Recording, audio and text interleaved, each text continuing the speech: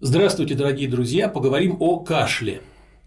Я Стремаухов Анатолий Анатольевич, врач общей практики. В моей общей врачебной практике кашля много. Пациентов таких много. Я встречаюсь с ними постоянно. А если уж встречаюсь, постараюсь разобраться, а что же, собственно, происходит. Кашель. Кашель – это действительно одна из самых частых жалоб при обращении за медицинской помощью или какой-то консультацией. Кашель тревожит человека, кашель его мучает. Кашель доставляет беспокойство. Нужно понимать, что это такое. А это защитная реакция на самом деле. Защитная реакция организма, направленная на удаление из дыхательных путей чего бы то ни было. Эксудата, пыли, инородных частиц. Мы дышим воздухом. В воздухе всего этого достаточно. И пыли, и частиц, и бактерий, и вирусов. И все это мы вдыхаем. Дыхательная система не стерильна. Так вот, чтобы удалить все это, существует кашель. Кашель – защитная реакция, она может быть рефлекторная, которую мы не можем контролировать, но в ответ какое-то раздражение появляется кашель, и вот он. Или произвольная. Мы контролируем кашель, мы можем вызвать кашель, думаем, а не покашлять ли мне, не откашляться ли в каких-то случаях, и начинаем кашлять. Но в любом варианте это защитная реакция. Но кроме того, это еще и фактор передачи инфекций. Если человек болен, у него инфекция вирусная, бактериальная, он кашляет, то он делится этими вирусами с окружающими. Поэтому обсуждать кашель очень нужно. Но было бы самонадеянно обсуждать все заболевания, которые могут привести к кашлю, выражением которых является кашель. Поэтому сосредоточимся на каких-то основных вещах, с моей точки зрения, значимых, такими крупными мазками рассмотрим эту проблему. Кашель бывает разный. Он бывает грудной и негрудной. Широко. Грудной, респираторный, то есть дыхательная система, или кардиальный, сердечно-сосудистая, и там бывает кашель. Конечно, респираторный мы сталкиваемся чаще. А бывает кашель негрудной. А почему так бывает? А потому что есть кашлевой центр, есть головной мозг, кашлевой центр, есть рецепторы, разбросанные везде. Есть нервус вагус, блуждающий нерв, раздражение окончаний, веточек которого вызывает кашель. И вот тогда появляется при этих всех ситуациях менингиальный кашель, он не грудной, он менингиальный кашель центрального происхождения. Фарингеальный кашель с рецепторов задней стенки глотки. Ушной кашель, ушной. В ухе тоже есть веточка блуждающего нерва. Если она раздражена, допустим, серной пробкой, еще чем-нибудь, появляется кашель. Кстати, такой кашель очень долго и упорно лечат, думая, что он грудной, допустим, связанный с каким-то заболеванием дыхательной системы, безуспешно, естественно, лечат. А это ушной кашель. Нужно просто разобраться, что происходит в ухе. Иногда просто вымыть серную пробку, кашель прекращается. Об этом нужно помнить, это нужно знать. Абдоминальный кашель по тем же канонам, верхние отделы желудочно-кишечного тракта, пищевод, желудок, место перехода пищевод, желудок, диафрагма, веточка блуждающего нерва, если там какое-то заболевание, раздражение, воспаление, вот вам кашель абдоминального генеза. Тоже кашель, но вызванный другими процессами. И, наконец, кашель психогенный, о котором мы сегодня с вами обязательно поговорим. Вариантов много, все сразу их не рассмотришь. Давайте рассмотрим то, что мы можем себе позволить рассмотреть. Наиболее часто мы встречаемся с кашлем грудным, респираторным. Есть бронхиальное дерево, бронхи, трахея, дыхательные пути. И в этих дыхательных путях есть эпителий. Эпителий дыхательных путей. Там клетки. Бакаловидные клетки вырабатывают слизь для увлажнения дыхательных путей и работы всей системы. А ресничатые клетки, почему ресничатые? Ресничек там много, очень много в одной клетке ресничек. Они совершают колебательные движения по направлению к трахее, от бронхов к трахее и дальше глотки. и вместе со слизью совершают колебательные движения с той слизью, которая находится на их поверхности. Собственно, они это и удаляют, способствуют удалению этой слизи. Колеблются они быстро, 230-260 колебательных движений в минуту. Замах, удар, вот так вот они работают. Это в норме. И если все в норме, то получается нормальный трахеобронхиальный секрет, это слизь, который продуцируется железами трахеи и бронхов, содержит клеточные элементы, обладает бактерицидным эффектом, способствует элиминации вот этих вдыхаемых частиц, клеточного детрита, продуктов обмена веществ при помощи механизма мукоцеллярного очищения. Мукоцеллярное очищение, мукоцеллярный клиренс, мы к нему сегодня еще придем, который, собственно, вот этим ресничатым эпителием и осуществляется по направлению глотки. Вот на рисунке можете посмотреть, как это происходит. В норме этого нормального трахеобронхиального секрета немного, 100 мл в сутки примерно, и он не откашливается, он проглатывается нами. Он образуется, делает свое дело, удаляется, и мы, собственно, сглатываем вместе с слюной.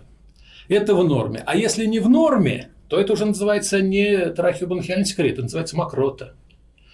И вот там, где появляется мокрота, там появляемся мы, медики, и стараемся помочь человеку. Патологический трахеобронхиальный секрет называется мокрота.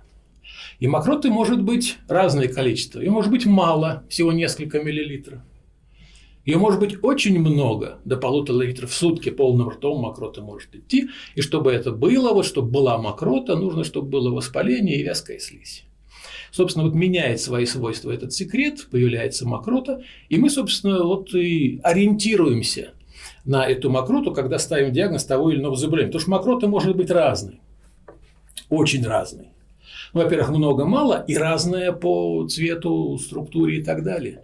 Вот она может быть желтая мокрота при астме и различных эозинофильных инфильтратах. Почему? Эозинофилы дают, да, появляются в мокроте и дают такое окрашивание. Мокрота может быть ржавой, допустим, при крупозной пневмонии. Когда там распадаются эритроциты, высвобождается гематин, он дает окраску мокроты. И мы понимаем, ржавая мокрота, ага, это крупозная пневмония. Желтая, допустим, астма. Розовая может быть мокрота. Розовая при диапедезном кровотечении, небольшие такие точечные микроизливания крови дают розовую мокроту. Чтобы окрасить мокроту в розовый цвет, слишком много крови-то и не нужно. Немного. Диапедезное кровотечение. А вот при пневмокониозах, допустим, угольная пыль, мокрота черная. Мы понимаем, в каких обстоятельствах она может возникнуть у людей определенных профессий. При туберкулезе, бронхоэктазах, тромбоэмболии легочной артерии, допустим, мелких ветвей, мокрота может быть с прожилками или даже с густками крови. Кровохарканье это уже называется. При легких воспалениях, там, катаральных заболеваниях и так далее, она может быть слизистой, бесцветной, прозрачной, такой не страшной такой мокротой. А вот при альвеолярном отеке легких она уже начинает пениться, хотя еще и без запаха. А неприятный запах в мокроте, когда есть бронхит, пневмония, бронхоэктаза, туберкулез. И тогда она может быть не только с неприятным запахом, но еще и слизистой, гнойной, вязкой, много желтоватой. А вот когда зловонный запах, зеленая или желтая мокрота, это уже нагноительные процессы в легочной ткани, абсцесс, гнойный бронхит, гангрена легкого. Но это уже такие серьезные заболевания, которые к нам в амбулаторную практику и к вам в аптечную практику, вероятно, не придут. Но тем не менее, вот мокрота имеет столько много характеристик, что даже по этим характеристикам можно уже поставить предварительный диагноз и, соответственно, назначать лечение. Или, по крайней мере, вырабатывать ту тактику работы с пациентом, которая необходима. И мы всегда ориентируемся на вязкость мокроты. А вязкость определяется соотношением двух фаз. Гель и золь. Наружный слой мокроты – гель, внутренний слой – золь. Запомним слова гель и золь, мы к ним еще вернемся, когда будем говорить о нарушении мукоцеллярного клиренса. И вот по наличию и отсутствию мокроты мы всегда выделяем, а какой, собственно, кашель. Сухой кашель – нет мокроты. Непродуктивный кашель. И влажный кашель, продуктивный, есть мокрота. И это очень важное деление, потому что подходы к лечению этих видов кашля диаметрально противоположны. Мы об этом с вами обязательно поговорим. А что же является основными причинами кашля сухого? Но это в первую очередь вирусная инфекция дыхательных путей, ОРВИ на первом месте, как причина сухого кашля, сухого. Ну и вдыхание раздражающих веществ, дым, пыль, табачный дым. Коклюш, пожалуйста, у детей, да. У пожилых левожелудочковая недостаточность часто, да. сердечно-сосудистые заболевания, которые вот дают левожелудочковую недостаточность, пожалуйста, кашель. Кашель какой? Сухой. Туберкулез легких в начале сухой. Интерстициальные заболевания легкого, альвеолит фиброзирующий, пневмокониоз, саркоидоз тоже может проявляться сухим кашлем. При раке легкого сухой кашель. При плеврите не только сухой, да, не только кашель, не только сухой, но еще и болезненность грудной клетки. В легких болевых рецепторов нет, все болевые рецепторы в плевре. И вот если затронута плевра, допустим, воспалительным процессом, инфекционным каким-нибудь, плеврит развивается, то тут и кашель, тут и боль. И инородное тело в дыхательных путях тоже может вызвать сухой кашель, но если это инородное тело недавно туда попало, пока что раздражает дыхательные пути, вот вам кашель. Ну, у детей часто такое бывает. Основные причины влажного кашля, немного, почти те же, но немного другие. Это хронический бронхит и хроническая обструктивная болезнь легких. Вот вам влажный кашель, потому что и то, и другое идет с мокротой. Бронхиальная астма. А приступ бронхиальной астмы обязан закончиться выделением мокроты. Выделение мокроты при бронхиальной астме – это вот признак окончания приступа. Это значит успешно лечь. При пневмонии, бронхоэктазах о них поговорим. И при тех же самых туберкулезе легких и раке легкого. Когда процесс уже зашел далеко, вот тогда может быть уже и влажный кашель, выделение даже с кровохарканьем. Абсцесс легкого и то же самое инородное тело, если оно там длительно находится. Оно уже там есть, оно вызвало воспаление. В ответ на это воспаление секреция слизи, появление воспалительного вот этого эксудата мокроты, и вот вам, пожалуйста, влажный кашель. То есть вот причин-то много для появления и того, и другого кашля. Но, как правило, чаще бывает то, что чаще бывает, а чаще бывает острая респираторная вирусная инфекция, ОРВИ, со всеми их подробностями. Риносинусит. При ОРВИ стекание слизи из полости носа по задней стенке глотки провоцирует кашель. Ларингит, само собой разумеется, острый бронхит, естественно, курение – самые частые причины, с которыми нам приходится сталкиваться.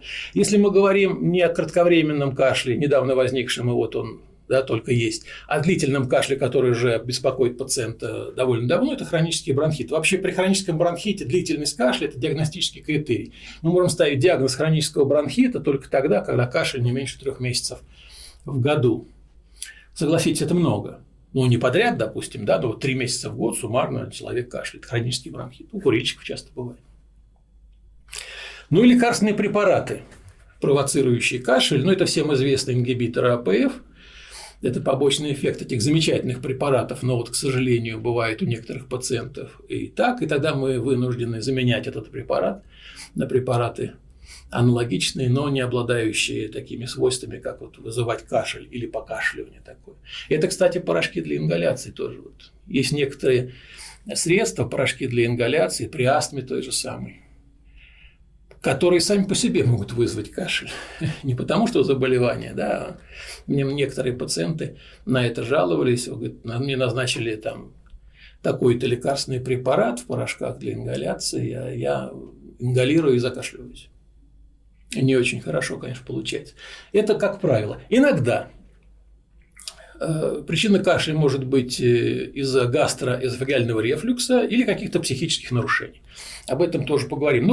Вернемся к риносинуситу и затеканию слизи по задней стенке глотки. Вот так называемый постназальный синдром, или постназальный дрип-синдром, или постназальный затек, он так и называется. И вот эти выделения жидкие из полости носа, из придаточных пазух в полость носа, а дальше по задней стенке глотки до соответствующего места, которое реагирует на их наличие, да, раздражением, таким рефлекторным кашлем. Вот этот кашель, вызванный постназальным затеком, часто принимают за истинный кашель при бронхолегочных заболеваниях и начинают его лечить. Естественно, безуспешно. И это очень часто происходит. А здесь лечение совершенно другое. Здесь нужно просто высушивать, да, убирать воспаление из полости носа, пазух, высушивать слизистую оболочку полости носа, и вот вам исчез кашель. Но для этого нужно помнить об этом. И кашель при гастроэзофагиальном рефлюксе. Мы понимаем, что вот есть желудок, есть пищевод. Место перехода пищевода в желудок, там находится сфинктер, нижний пищеводный сфинктер. В норме он закрыт. И поэтому содержимое желудка, а оно кислое, в пищевод не попадает. Если сфинктер открыт при некоторых заболеваниях, состояниях, которых, кстати, не так уж и мало, то тогда кислое содержимое желудка попадает в пищевод, а его там быть не должно. Пищевод не приспособлен к кислому содержимому. Желудок кислоту выдерживает, пищевод его оболочкой не выдерживает. И вот тогда начинается воспаление. И чем выраженнее вот этот вот заброс, тем более вероятен вообще внепищеводное, да, проявление болезни, тем более вероятен кашель.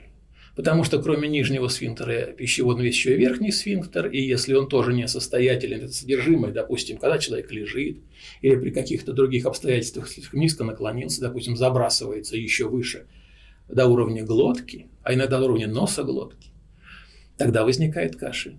Кстати, и отиты тогда могут возникать, потому что там, да, выходные отделы евстахиевых труб могут поражаться той же самой кислотой и вызывать соответствующую симптоматику. То есть высокий гастроэзофагальный рефлюкс тоже провоцирует кашель, и об этом нужно помнить. Причин для провокации кашля много. И надо понимать, что не весь кашель легочный или бронхолегочный. Есть другие причины. Поэтому прежде чем назначать что-то или рекомендовать что-то человеку, нужно просто разобраться, что это. А разобраться можно даже по характерным особенностям этого кашля. И характерные особенности кашля позволяют выяснить его причину, ну хотя бы приблизительно. Ну давайте об этом поговорим, это, так сказать, да, разовьет наши с вами клинические навыки. Ну, во-первых, такая характеристика, как звучность и интенсивность кашля. Громкий звучный кашель – это в основном трахеит и бронхит. Ну и какое-то сдавление трахеи. Громкий звучный кашель. Ищем поражение трахеи и крупных бронхов. Грубый лающий кашель, поражение гортани. Там, где вот этот кашель, напоминающий лай, да, собаки, это поражение гортани. Ларингит, круп, допустим. Кашель беззвучный, слабый, но кашель, да. Вот такой вот долгий, мучающий больного, вот такой безвольно-беззвучный, слабенький кашель, рак легкого. Почему? Потому что поражение возвратного гортанного нерва. Опухолью или там метастазом опухоли. При раке легкого такое часто бывает. Приступообразный кашель с репризами, длинными глубокими вздохами, называется реприза, это коклюш. Ну и болезненность бывает при кашле трахеального происхождения. То есть вот такие характеристики кашля наводят нас на диагноз, а соответственно на лечение. По крайней мере на маршрутизацию пациента, куда ему, так сказать, к кому обратиться. Время появления кашля очень важно. Кашель ночной, кашель утренний. Вот ночью кашляют астматики. Ну, где-то с 2 до 5. Вот ночь, с 2 часов ночи, где-то до 5, ну, почти утра, да, с 2 до 5. Это характерное время для астматических приступов. Астматики кашляют, потому что кашель – это эквивалент бронхоспазма. То есть, вот бронхоспазм может проявиться там свистящим дыханием, удушьем, одышкой, а может проявиться кашлем. Кашель – эквивалент бронхоспазма. Поэтому, когда есть кашель, можно предположить, что это, так сказать, да, и бронхиальная астма. Ночью риносинусит дает о себе знать. Опять-таки, человек лежит, затекание по задней стенке глотки облегчается, да, из носовой полости. Вот вам кашель. Хронический бронхит кашляет ночью, ну и коклюш тоже. А утром кашляют бронхоэктазы и гастроэзофагальный рефлюкс, ну, допустим. Почему? Потому что появляются факторы, провоцирующие кашель, а это изменение положения тела. Вот при бронхоэктазах, вот здесь на рисунке они изображены, они бывают разные. Там накапливается мокрота, слизистая, гнойная в основном. Гнойная такая воспалительная субстанция неприятная. Вот она накапливается, лежит, человек просыпается, изменяет положение тела, привстает, встает, она перемещается в другие отделы бронхиального дерева, раздражая их, вызывает кашель. Вообще, чтобы ликвидировать, да, эвакуировать мокроту из бронхоэктазов, существует такой способ, называется постуральный дренаж. Изменение положения тела способствует выходу мокроты из этих мешочатых образований, бронхоэктазов и, собственно, эвакуации ее с помощью кашлевого рефлексы. Ну и при абсцессах легкого такое бывает. Прием пищи провоцирует кашель, да, это уже при заболеваниях верхних отделов желудочно-кишечного тракта, при грыже пищеводного отверстия диафрагмы, пожалуйста, вот, да, прием пищи, выскочила грыжа, появился кашель. При дивертикулах пищевода прием пищи наполнился, дивертикул нужно эвакуировать, вызвал кашель. Ну и редко, но бывает при пищеводно-трахеальных свищах, когда между пищеводом и трахеей был какой-то воспалительный процесс или травма, образовался такой свищ. Прием пищи, поступление пищи в пищевод, часть ее может проникнуть в трахею. Как только трахея достигла, эпителий слизистой трахеи реагирует, начинается кашель. Факторы, провоцирующие кашель. Какой фактор провоцирует, можно предположить, а из-за чего возник кашель. Ну и сопутствующие симптомы кашлю. Если кашлю сопутствует свистящее дыхание, мы говорили, да, кашель, бронхоспазм – это бронхиальная астма. А если еще и одышка, то это и астма, и хроническая обструктивная болезнь легких, и левожелудочковая недостаточность. Вот картинка, которую вы видите, это пациентка с бронхиальной астмой, с тяжелым приступом. Она не может лежать, она сидит. Приступ тяжелый, но она сидит, потому что она ляжет, ей будет еще хуже дышать. Она сидит, уперевшись руками в бедра, фиксируя тем самым плечевой пояс, позволяя дополнительной дыхательной мускулатуре помочь ей дышать. Главные дыхательные мышцы диафрагма, межреберные включаются, помочь дышать. И вот этот кашель, который у нее приступ бронхиальной астмы, это кашель, свистящее дыхание, одышка. Вот вам такой пример и характерный вид человека с этим состоянием. Отдельного внимания заслуживают еще, так сказать, две категории наших с вами пациентов. Это дети и подростки и пожилые люди. Вот дети и подростки, кашель у детей и подростков. Грудные дети кашляют. Наиболее часто из-за аспирации молока. При кормлении, таком несколько торопливом таком кормлении, мало ли что происходит, но такое бывает, кормление в непривычных иногда местах, или голодный ребеночек начинает аспирировать молоко, кашляет. Очень часто. Дети младшего возраста, это груднички, дети младшего возраста познают этот мир, все тянут в рот, и очень часто, помимо крупа, очень часто инородное тело в дыхательных путях, мелкие игрушечки из разных частей игрушек, с которыми они контактируют. Вот есть некоторые очень популярные такие вещи, состоящие из мелких таких компонентов, конструкторы всякие там и так далее. Очень часто попадает в дыхательные пути и вызывает кашель детей младшего возраста. Дети младшего школьного возраста уже поумнее, они не все тянут в рот, но они страдают теми же самыми заболеваниями, что и взрослые. То есть кашель у них – это и бронхиальная астма, и бронхит, и пневмония, и тут нужно разбираться. Подростки самоутверждаются, и как эквивалент взрослости и взрослого поведения у них идет курение обычно. Идет курение такое иногда обильное, неумелое, и провоцирующий кашель, раздражающие дыхательные пути, провоцирующий кашель. Кашель у подростков – это курение в основном. Ну и поскольку подростки – это масса комплексов, это еще и психогенный кашель, о нем обязательно поговорим. Вот курение, психогенный кашель – это подростки. На что обращать внимание?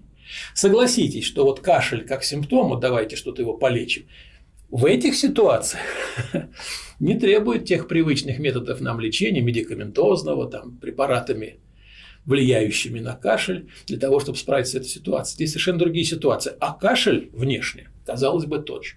И вот кашель у пожилых – это тоже такая тревожная категория населения. Пожилые страдают теми же заболеваниями, что и не очень пожилые, но эти заболевания протекают у них тяжелее и лечить их сложнее. Если у них есть инфекции дыхательных путей, то это инфекции такие тягучие, неприятные и с кашлем в том числе.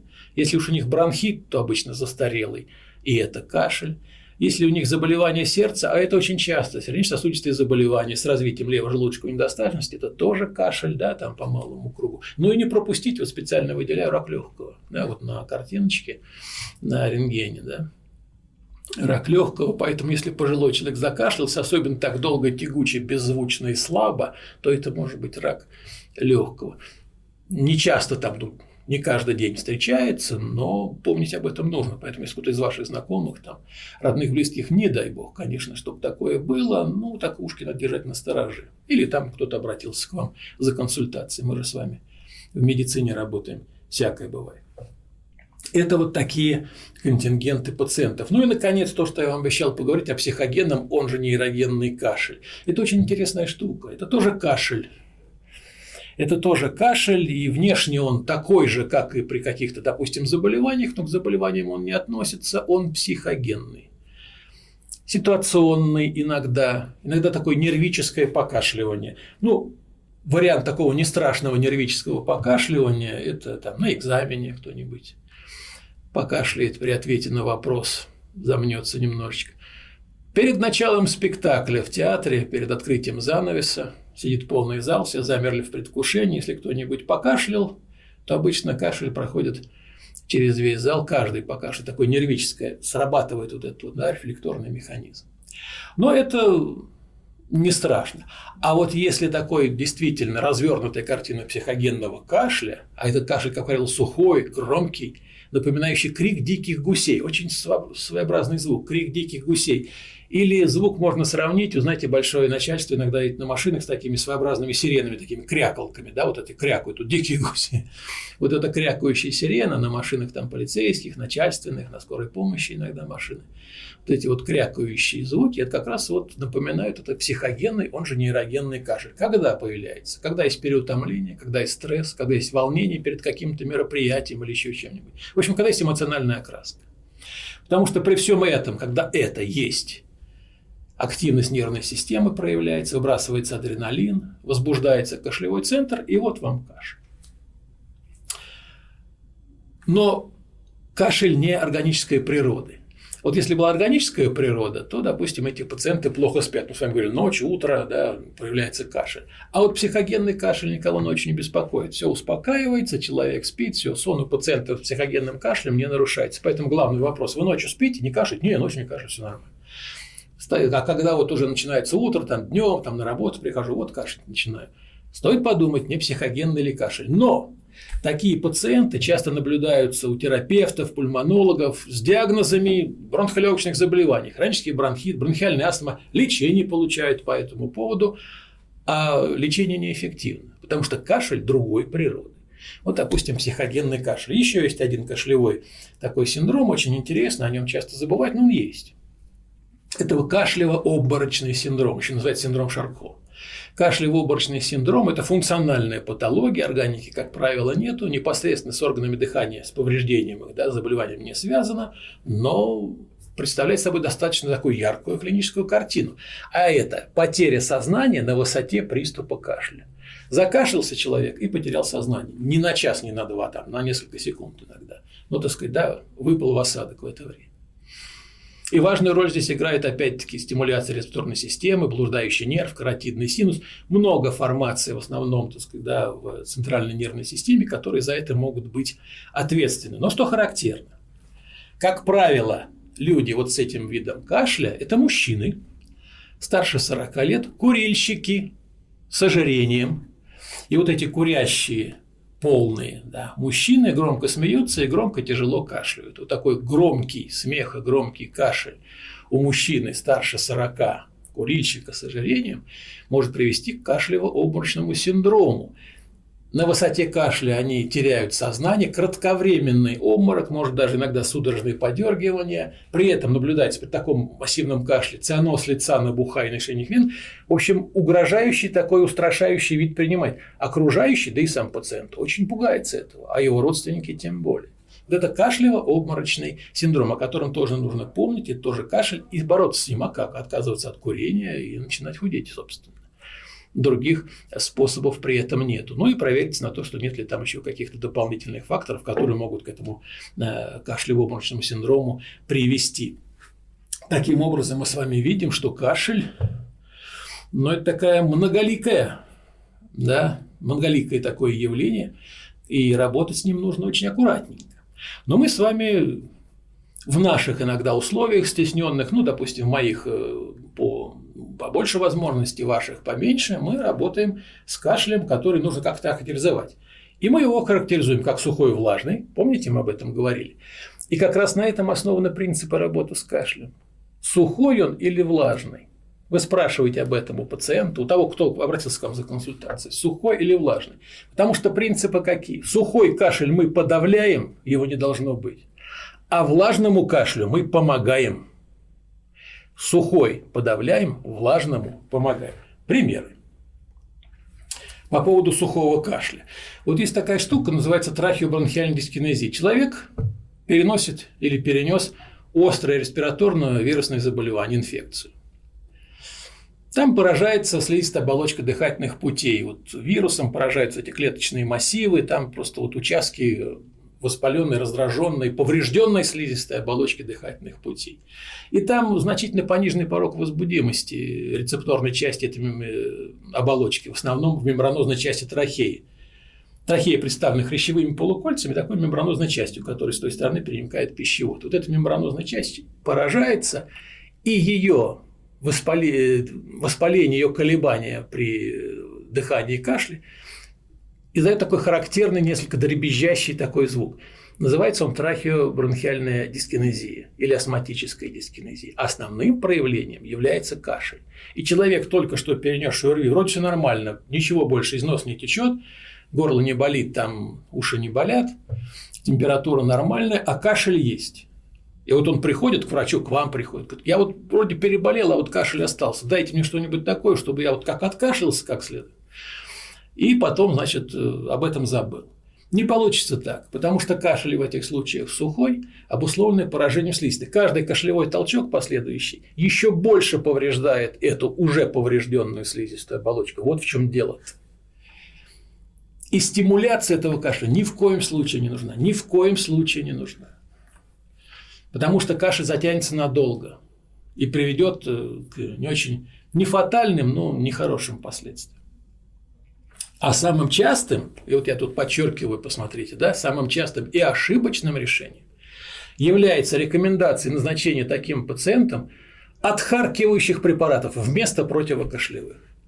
Вот этот кашель нужно подавлять. Как? Да по-разному можно подавлять этот кашель. Вот при сухом кашле глоточного или трахеального происхождения даже дыхательные упражнения на подавление кашлевого позыва уже очень хороши. Короткий вдох, задержка дыхания 8-10 секунд с легким натуживанием таким. И так несколько раз повторяется до исчезновения позыва. И вот уже без медикаментов этот позыв подавили. И вы даете возможность слизистой, хотя бы восстановиться.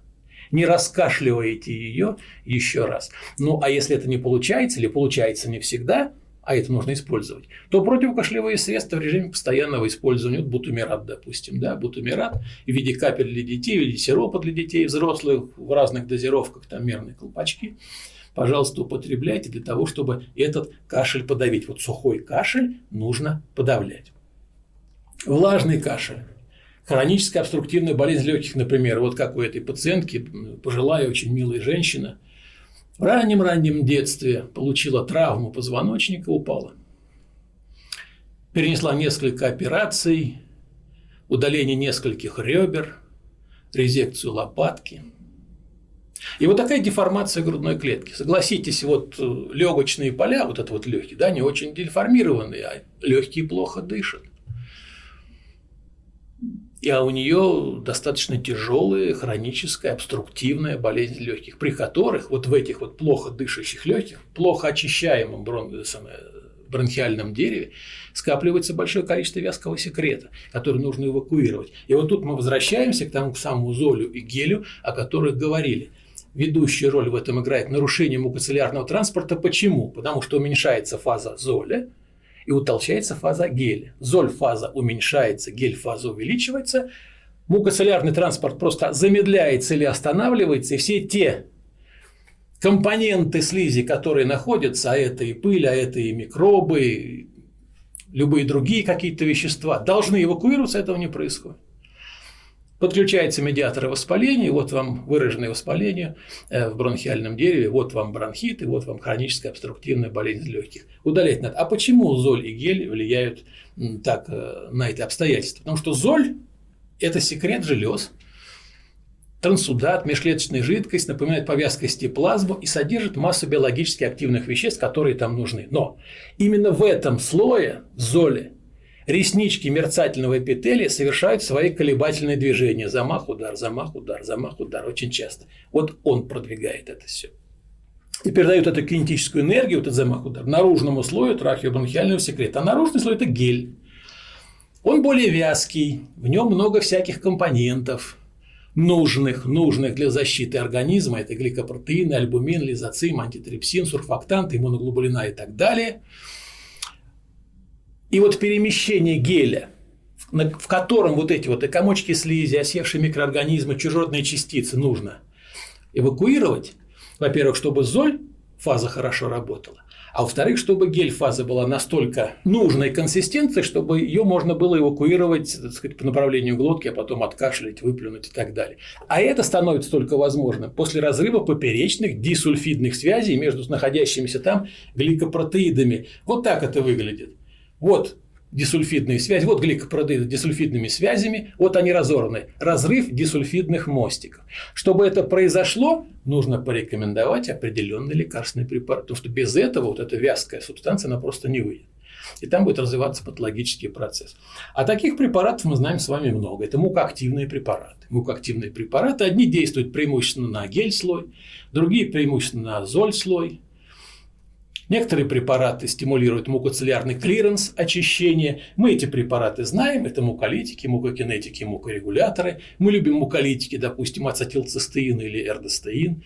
Мы любим мукокинетики, бромгексин или амбраксол. Часто их рекомендуем. Мы любим мукорегуляторы, карбоцистеин и так далее. Давайте об этом немножечко поговорим. Тем более, что эта тема мне, так сказать, очень близка.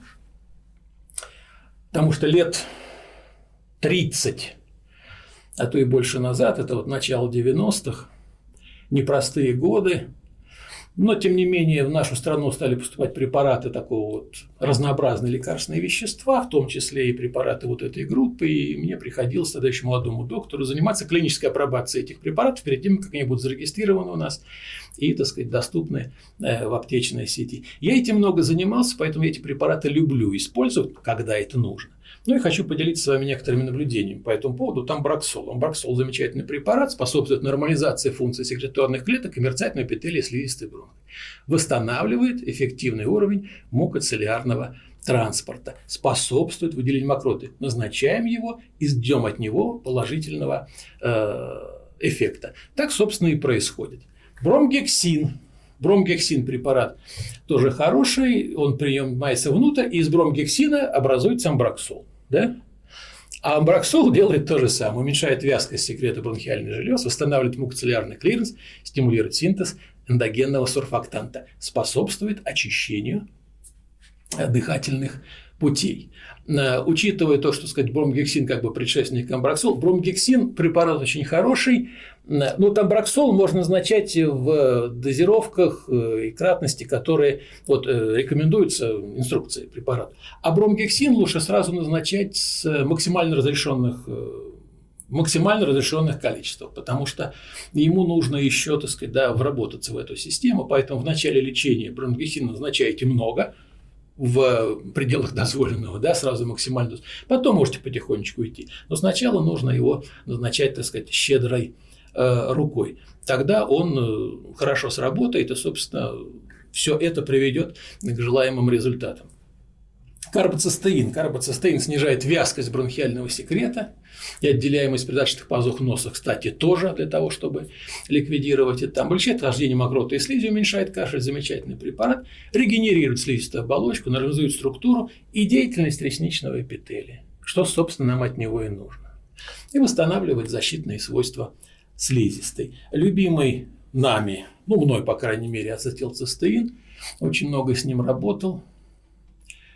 Что хочу о нем сказать? Вот именно этот препарат вот ему подобные, как раз разрывает те самые дисульфидные связи, рвут вот эти дисульфидные мостики, облегчая, да, восстанавливая вот нормальную текучесть вот этой слизи, облегчая отхождение мокроты, уменьшает вязкость слизи. Чем он хорош еще? Я вот в своей жизни много занимался свободно-радикальными процессами, и там и в кандидатской, и в докторской, еще. Действительно, при любом повреждении, воспалении, вот это окислительный стресс, активация, да, выход свободных радикалов с повреждением клеток, клеточных структур и так далее. То есть это мощное, так сказать, явление.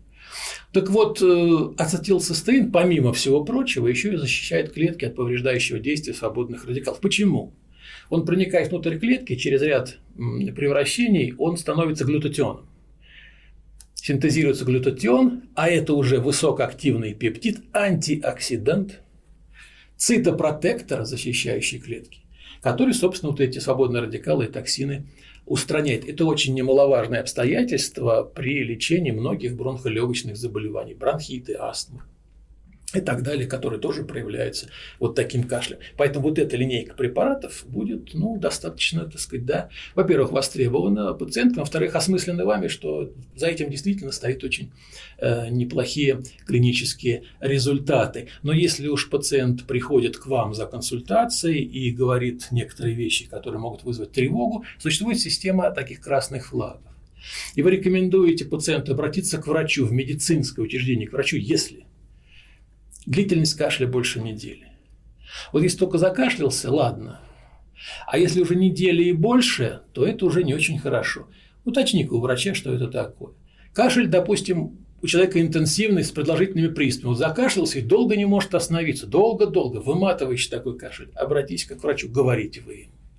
Если кашель сопровождается одышкой или удушьем, тогда нужно думать, что это там и сердечно-сосудистые заболевания, и хроническая обструктивная болезнь легких, и бронхиальная астма, а ее много разных видов, это тоже может быть. Естественно, если у пациента имеется лихорадка, повышенная температура, да не первый день, тогда к врачу по поводу и этой температуры лихорадки, и этого кашля. Если отмечается выраженная слабость и похудание, нет ли там тревожных заболеваний, опухолей всяких злокачественных, не приведи Господь, но все-таки. Изменился ли голос? Голос может измениться из-за банального ларингита, а может измениться из-за нарушения иннервации гортанного нерва в результате тех же самых опухолей. Если пациент говорит, отходит мокрота, но ее очень много. Просто вот раньше плевочек такой, да, был какой-то, кашлял, сплевывал, а сейчас прямо много идет, да еще и самочувствие не очень. Не бронхоэктаза ли, допустим. Тогда тоже обратиться к врачу. Но если в мокроте кровь, точно. В мокроте, кстати, может быть кровь.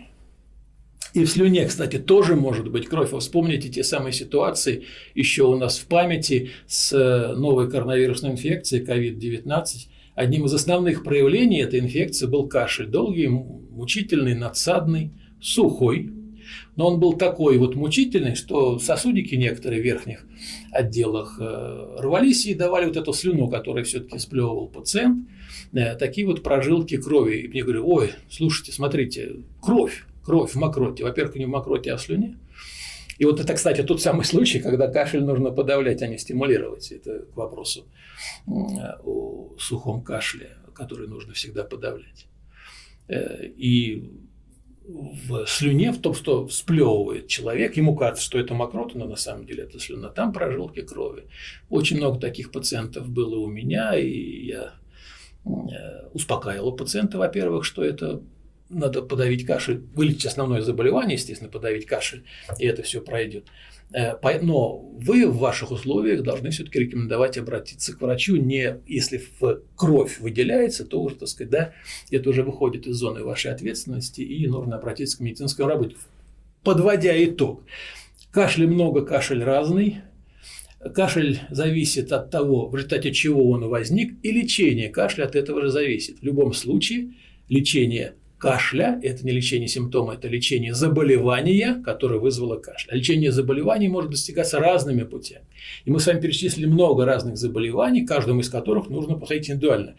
На чем мы сделали акцент? На сухом и влажном кашле. Сухой подавляем, влажного помогаем. Сказали, как можно подавить, сказали, как можно помочь. Если сегодняшняя наша беседа будет вам полезна, я буду очень рад, уважаемые коллеги. Спасибо, до новых встреч.